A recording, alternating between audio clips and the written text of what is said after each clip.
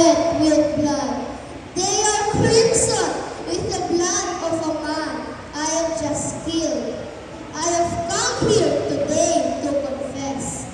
I have committed murder, deliberate, premeditated murder. I have killed a man in cold blood. That man is my master. I am here not to ask for pity, but for justice. Simple, elementary justice. I, a tenant.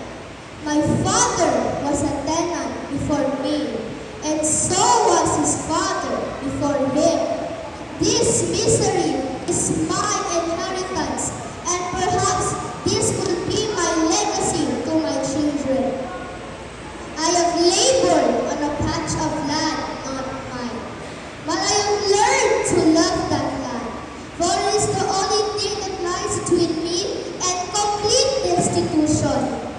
It is the only world I have learned to cherish, and somewhere on that land I have managed to build what is now a dilapidated Nibasha that has been home to me. I have but a few world possessions, mostly rags. My debts are heavy. They are some total of my ignorance and the inspired arithmetic of my master, which I do not understand.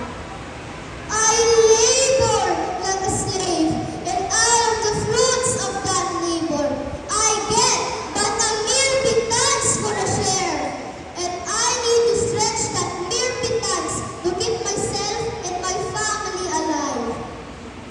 My poverty has reduced me to the bare necessities of life, and the constant fear of rejection from the land has made me totally subservient to my master.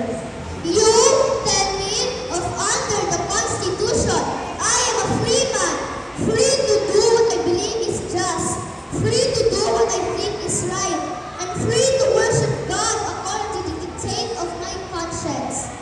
But I do not understand the meaning of all of this, for I've never known freedom. I've always obeyed the wishes of my master. Out of fear, I have always regarded myself as no better than a slave to the man who owns the land on which I live. I labor like a You tell me of the right to life and liberty and the pursuit of happiness. But I have known no rights, only obligations. I have known no happiness, only despair in the encumbered existence which has always been my lot. My dear friends, I am a peace-loving citizen.